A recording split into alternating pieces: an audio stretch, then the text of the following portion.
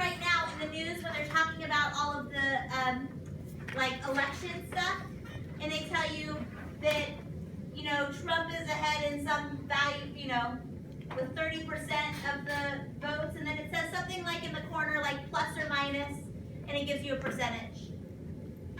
Yes? Yep. Like plus or minus 4%. What that is that's your margin of error.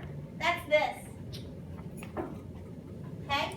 This is, you see this all the live long day. This is very, very helpful. Alright? So plus or minus is just plus or minus margin of error. How much could I be off by? Alright, so we're going to have a z value. We put a little star in it because we call it a critical value now. We're just going to use a different word, but it means the same thing. And our 95%, our middle 95% is our 1.96. That's what's there. This p hat, 1 minus p hat over n, that's just your standard deviation. Yes? So I just multiply that over to that side. That's how we get that. Yes? So, not scary.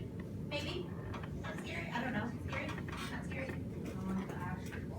You don't like the asterisks. It really doesn't. It's not important. It's not, you know, scary. Stands for effective nuclear It's charge. there. It's true. It's true. It throws me off. It throws you off. All right.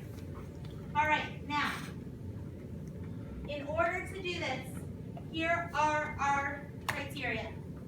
It's going to be super, super important that you are always checking the criteria. It has to be a simple random sample from a binomial population. We're going to be a little flexible about the word simple random, because what is a simple random sample? You just have the whole population randomly taken, basically. If I was doing a simple random sample of Loveland High School, get a list of every single student in the school, number them 1 to like 1,500, use a random number generator, generate 30 numbers, go out and sample, right? We're going to say any sort of random sample is okay. But if it's not a random sample, if it's maybe like the sample we just did, not okay. All right? Unless I tell you it's okay. All right? NP and N times 1 minus P have to be at least 10. We've already talked about that. And the size of the population has to be at least 10 times the size of the sample. So my sample of 40, if we're talking about the population of Loveland High School, 40 times 10 is 400. Well, there's more than 400 people at Loveland High School, so we would be okay there. But did the middle one work out?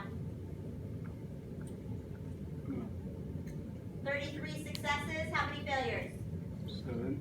7. Is that 10? No. Nope.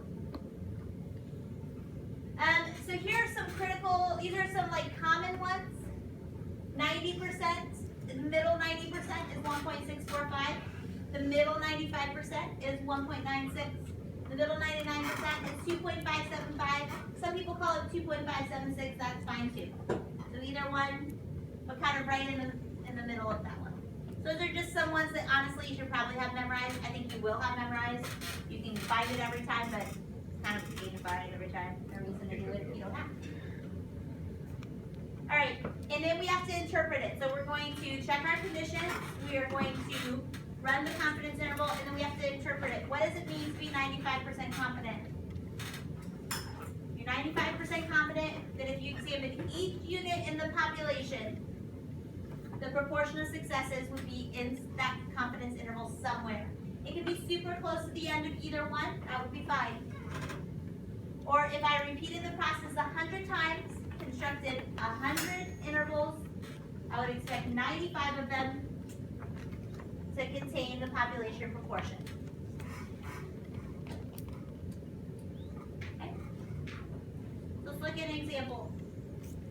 First 2 months of a recent year, 94 car occupants were killed by airbags and 61 of them were improperly buckled. We're going to construct a 95% confidence interval to estimate the percentage of car occupants who were killed by airbags while being improperly belted. So when I do this, the first thing I'm going to need to do is check my conditions.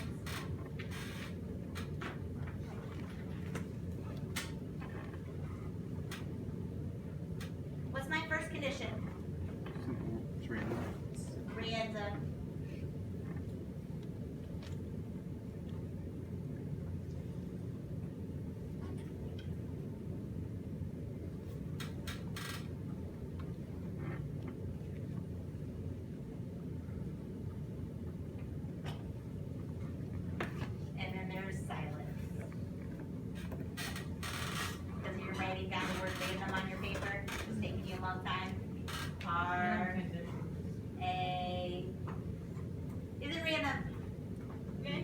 depends on what you think. Sure. Good enough. Sure. I'll tell you this. If I was actually doing this, I would know if it's random because I would have been the one who's collecting the data. Yeah? True or false? Thank you. Number 2. We'll assume it's random. Assume. True-ish. Typically, we assume it's random unless they're like, I went into AP Stats class and I just asked the 27 people in AP Stats class and I used that to get a proportion of Loveland High School students who think this. Then you'd be like, nope, absolutely not. All right, what's my second condition? N times P, the number of successes and the number of failures have to be at least 10. How many successes do I have? Good that we're filling my airbags while being improperly belted. Success. 61. How many failures? 33 just wouldn't. Should I put quotes around success and failure? What is it? Yeah. Depends on, I don't think the doctor would consider it a success. What's the number of failures? 33. 33? Mm-hmm. Are those at least 10? Check. Check. And 94 times 10?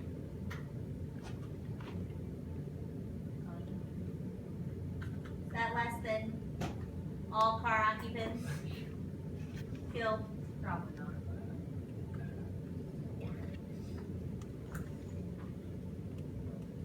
No way. All right, so our conditions are met. Great. Here's the deal, you guys. I've got some sad news for you.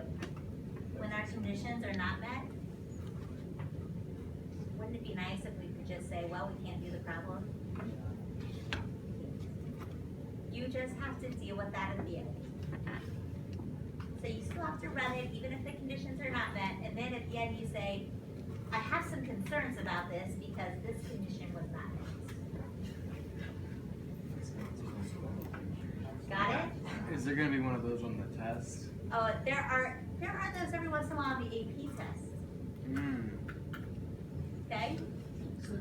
I understand the wings are on fire. I am still going to fly the plane. Typically it says. Alright? It's not normal. Alright, so my margin of error. Let's see, 95% confidence. What's the z-value that goes along with that? 1.96. 95% confidence means the middle 95% of your data. Do you understand that? Mm-hmm. Okay, cool. And then we're going to use the standard deviation for proportions. So, proportion of successes, 61 out of 94. Successes in air quotes. Failures, 33 out of 94. And those are my proportions. And then I have my total number in the sample, which is 94. So go ahead and calculate that out for me.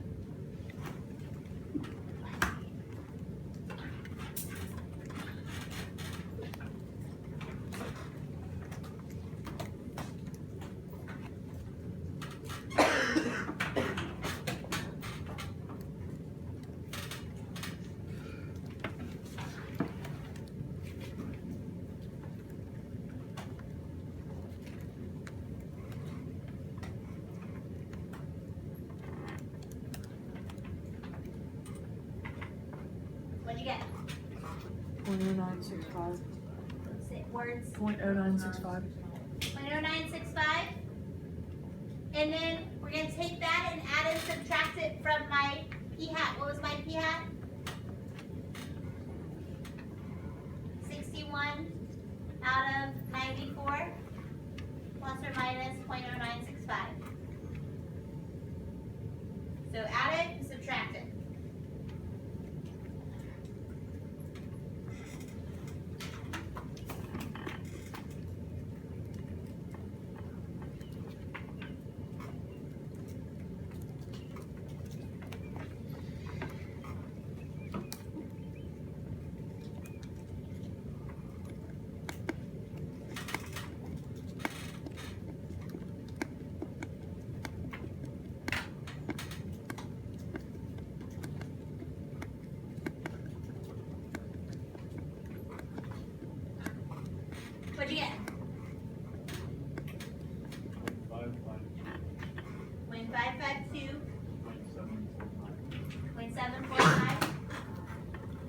0.552.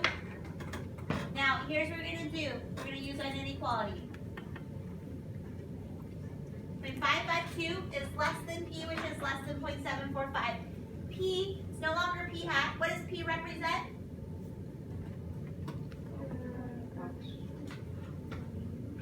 Probability. Population, proportion. So this was the P hat was 61 out of 94 because that was my sample proportion. My population proportion, it would be reasonable to say that my population proportion was somewhere between 0.552 and 0.745. Why is it exclusive? Doesn't really matter. It doesn't matter. Typically, we do keep it with the less than, but that right there at 0.552. What else? Right? So you're saying if we got 0.552? Well, I mean, if you look at your decimal answer, Okay, if we got 0.552436.702. it would keep going, so. That's why, I mean, that decimal is like, goes on forever, doesn't really matter. Okay? So now we have to interpret it. So we check our conditions, we do our math, we interpret. Here's how we interpret, it's the same way every time. We are 95% confident